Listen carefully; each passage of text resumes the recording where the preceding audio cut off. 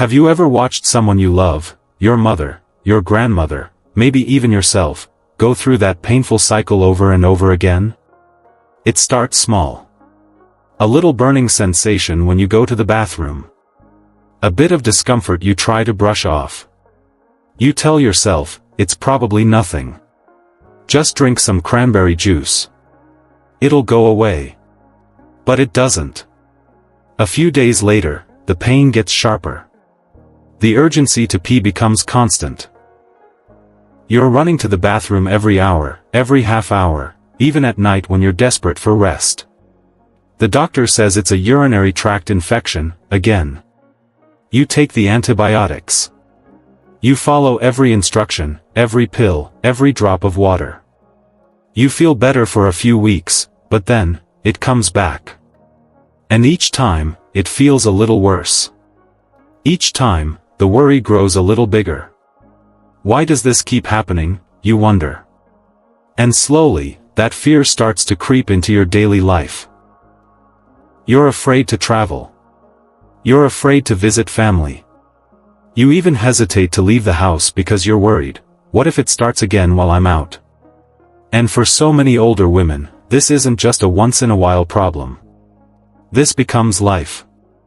But here's what many people don't realize, and what most doctors rarely explain: these infections don't just steal comfort. They can steal independence. They can lead to serious complications. Kidney damage, dangerous hospital stays, even sepsis if not caught in time. And the sad part? In many cases, these infections are being made worse by simple, everyday mistakes. Mistakes that nobody talks about. Mistakes that well-meaning caregivers, loving children, and even some professionals overlook. And that's exactly why I made this video. Because today, we're going to pull back the curtain. We're going to walk through 7 common mistakes that keep older women trapped in this exhausting cycle. Some of these you might have heard before, but I promise you, number 6 is one that shocks almost everyone who hears it. And knowing these can change everything. They can protect your kidneys. They can save your independence. They can give you back your confidence. So if you've ever had to fight this battle yourself, or watched someone you love suffer through it, take a moment right now. Go down to the comments and type, "We're fighting this together." Because you are not alone. And if you want real life, practical advice that can help you and your loved ones live stronger, healthier lives, don't forget to hit that subscribe button right here on Elderly Health Central. Alright, let's dive right in. You see, one of the biggest mistakes, and it happens more often than you'd think, is ignoring the very first signs. Pamela was one of those people. She always brushed off little things. She was strong, independent, didn't want to be a bother to anyone. At first, it was just a few more trips to the bathroom than usual. She figured, well, I am getting older. That's probably all it is. But it didn't stop. The constant urge. That feeling of not fully emptying her bladder. Then came the burning, sharp, uncomfortable, sometimes unbearable. And before anyone fully realized what was happening, Pamela found herself lying in a hospital bed, fighting off a severe infection that could have been caught much earlier. You see, what Pamela didn't know, and what so many people still don't know, is that after menopause, the body changes in ways that aren't always obvious. When estrogen levels drop, so does the protective environment inside a woman's body. The healthy bacteria that once kept harmful invaders at bay, they start to disappear. And without that natural defense system, bad bacteria have a much easier time growing, spreading, and causing infections. Now, here's where it gets tricky. Most people, even caregivers, see things like frequent urination and urgency as just normal aging. They assume it's part of getting older. But that assumption? That's often the very thing that delays early care, and allows something minor to turn into something dangerous. That's why it's so important to pay close attention to these small, early signs. Changes in bathroom habits aren't always harmless. They're often whispers from the body, telling us something's not quite right. So what can you do? Simple. Start tracking. Keep a little notebook. Write down how often you're going. Notice if it's increasing, if the urgency is growing, or if nighttime trips become more frequent. Because the sooner you spot a pattern, the sooner you can act. But even if you catch those early signs, there's another common mistake that can quietly make things worse: how you manage hydration. Let's talk about Evelyn. Evelyn hated those nightly bathroom trips. She dreaded them. The broken sleep, the cold bathroom floor in the middle of the night, the fear of slipping. So she thought, if I drink less water, maybe I won't have to get up as often. At first, it seemed to help. But soon enough, Evelyn found herself dealing with recurring UTIs that just wouldn't let up. Here's why: when your body doesn't get enough water, your urine becomes more concentrated. That means there's less liquid to flush bacteria out of the bladder. And when bacteria aren't flushed out, they multiply. They settle in. And the infection grows stronger. This is a mistake so many older adults make, and it's completely understandable. No one enjoys constantly running to the bathroom. But cutting back on fluids can create the perfect storm inside the bladder. What's the better approach? Instead of large amounts of water all at once, aim for steady, gentle hydration throughout the day. A few sips every hour. Small cups placed where they're easy to reach, by the chair, near the bed, even in the car. And if remembering to drink is hard, set gentle reminders on a phone, or use water bottles with time markers to stay on track. Hydration is one of the simplest, yet most powerful defenses against recurring infections. But of course, even with perfect hydration, another hidden danger often slips under the radar: hygiene practices. Take Sophie, for example. Sophie was careful, very careful. She cleaned herself thoroughly, multiple times a day. She bought every special soap, every feminine hygiene spray, every powder she thought would help. She was doing everything she thought was right. But what she didn't realize was that all her effort was backfiring. The harsh soaps she used were stripping away the natural protective barrier her body relied on. The strong fragrances irritated delicate tissues. And worst of all, she hadn't been taught the importance of wiping front to back, not back to front, which allowed harmful bacteria from the bowel to travel directly into the urinary tract. Here's the truth: when it comes to hygiene, more isn't always better. In fact, less is often safer. The best approach? Stick to mild, unscented soaps. Avoid douching altogether. No powders. No sprays. And always wipe from front to back after using the bathroom. These simple habits can make a world of difference. Now, even if you've mastered hydration and hygiene, medication side effects can quietly sabotage everything. Dorothy learned this the hard way. Dorothy was managing her blood pressure, her cholesterol, her arthritis, like so many older women. But what she didn't realize was that some of her medications were affecting her bladder function. Certain drugs can cause the bladder to empty less fully. Some dry out mucous membranes, making it harder for the body to defend itself against invading bacteria. Here's the problem: when urine sits too long in the bladder, it creates a breeding ground for bacteria. And without enough moisture in the body's tissues, bacteria gain easier access. We trust our prescriptions, and often forget to question their side effects, especially as we age and our bodies process medications differently. That's why regular medication reviews are so important. Sit down with your doctor or pharmacist and go over every single medication. Ask directly, could any of these be contributing to my urinary issues? Sometimes, even small adjustments can make a big difference. But even if you have the medications sorted out, there's one sneaky culprit that keeps slipping into daily life. Sugar. Let me tell you about Betty. Betty loved her desserts. A little cake here, a few cookies there, some sweet tea in the afternoon. She thought, a little treat won't hurt. But those treats were quietly feeding more than just her sweet tooth. You see, excess sugar doesn't just affect blood sugar levels, it feeds harmful bacteria. When there's extra glucose circulating in the body, especially in people managing diabetes or prediabetes, bacteria thrive.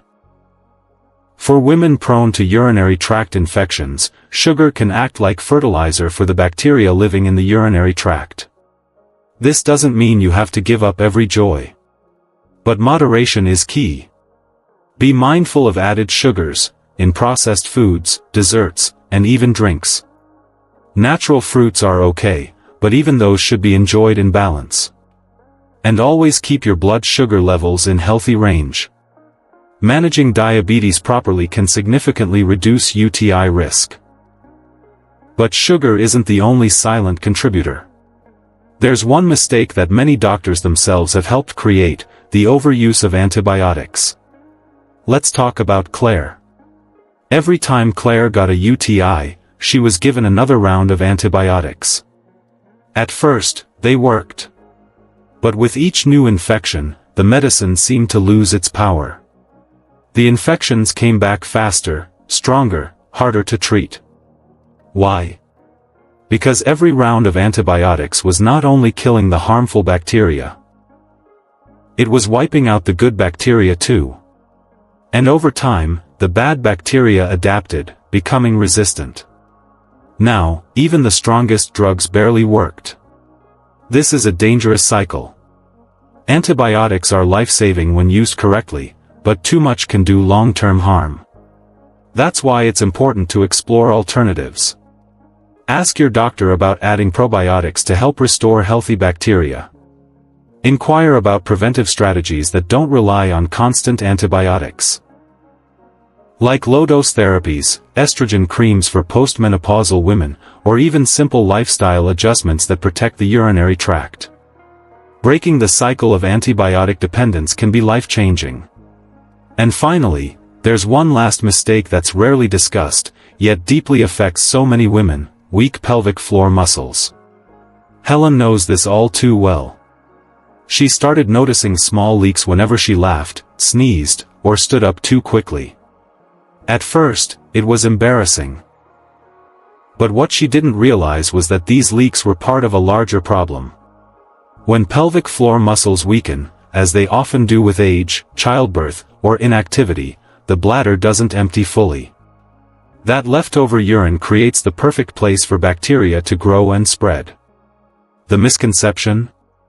People think pelvic floor exercises, like Kegels, are just for young women. But in reality, strengthening these muscles is one of the most effective, natural ways to support bladder health at any age. The solution? Gentle, daily pelvic floor exercises. And for those who need extra guidance, working with a physical therapist trained in pelvic floor rehabilitation can make a world of difference. Now that we've uncovered these hidden dangers, it's time to take everything you've just learned and turn it into action that can protect you and your loved ones for years to come. I know. It's painful. It's painful to watch our mothers, our grandmothers, our wives, even ourselves, quietly suffer through something so deeply personal, yet so devastating. Something that steals peace. Something that takes away confidence, independence, and dignity, bit by bit. You see it in their eyes. That silent worry before they leave the house: will I make it to the bathroom in time?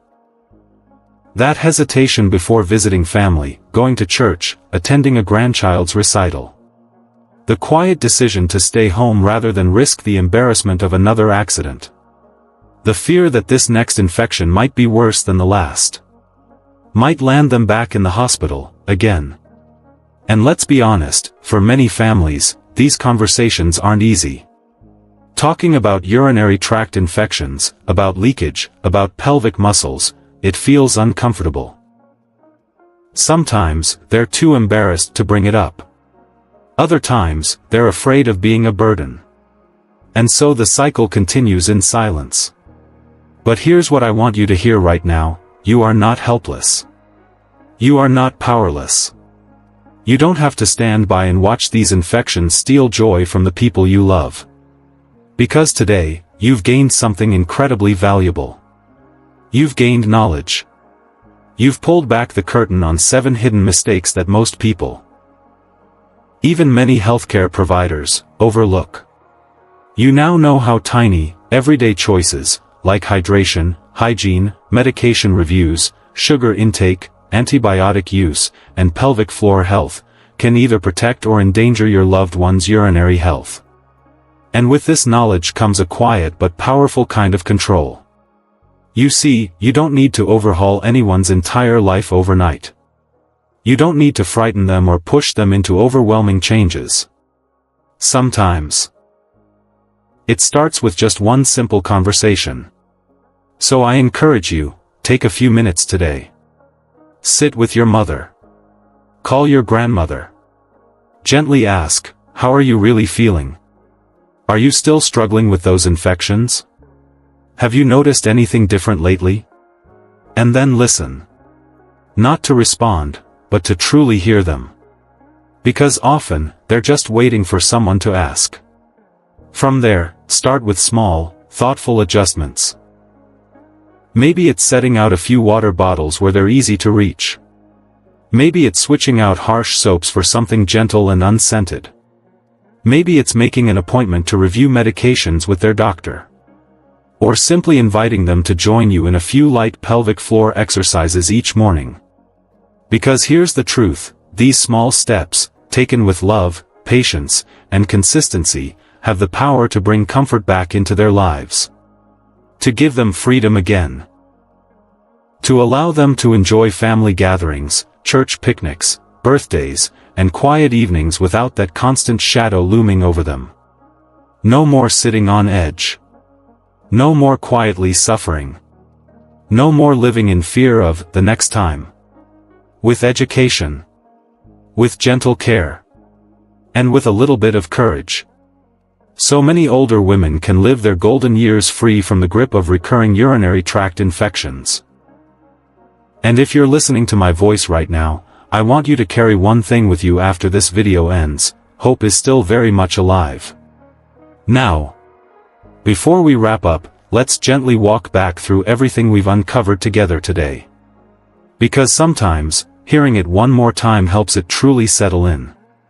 First, catch the early signs. Don't brush off frequent urination, sudden urgency, or strange discomfort as just part of aging. Our bodies have a way of whispering before they scream. The sooner you listen to those whispers, the easier it is to prevent suffering down the road. Second, stay hydrated. I know it feels counterintuitive. Many older women limit fluids to avoid bathroom trips, especially at night. But dehydration creates the perfect storm for bacteria to multiply. Small, steady sips throughout the day, that's the secret. Third, maintain gentle hygiene. It's not about scrubbing harder or using stronger products. In fact, harsh soaps and incorrect wiping can invite the very bacteria we're trying to avoid. Mild, fragrance-free cleansers. Front-to-back wiping. Simple, thoughtful habits make a world of difference. Fourth, review medications regularly. Sometimes, the very pills meant to help other conditions quietly increase UTI risk. Blood pressure meds, diuretics, even some allergy medicines can change how the bladder functions. Talk openly with doctors and pharmacists, ask the hard questions. Fifth, limit sugar. It's not about depriving our loved ones of every small joy. But hidden sugars fuel harmful bacteria in ways we often overlook. Choosing natural options, moderating desserts, and managing blood sugar levels carefully, all critical steps. Sixth, avoid antibiotic overuse. It's tempting to rely on quick prescriptions, especially when symptoms flare up. But repeated courses can wipe out good bacteria and invite antibiotic-resistant infections. Exploring probiotics, preventive strategies, and working closely with specialists can open safer, long-term paths. And finally, strengthen the pelvic floor. We so often associate pelvic exercises with young women or postpartum recovery. But strong pelvic muscles help fully empty the bladder, reducing the leftover urine where bacteria thrive. Even gentle daily exercises can rebuild strength, control, and confidence. Take a deep breath for a moment. Because you've just equipped yourself with tools that can truly change lives.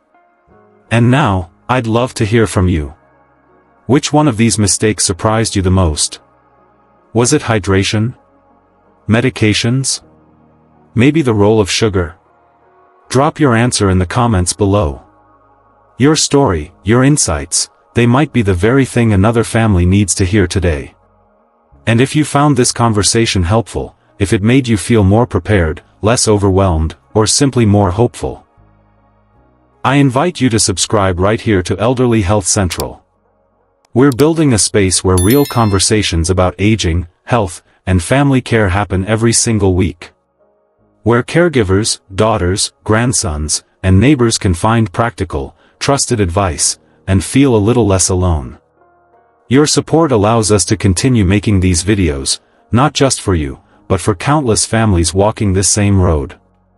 So hit that subscribe button, give this video a like, and share it with anyone you know who might need a little encouragement today. And most importantly, thank you. Thank you for taking this time with me. For showing up. For caring. For wanting the very best for the people you love. Stay strong. Stay informed. And as always, I'll see you in the next video.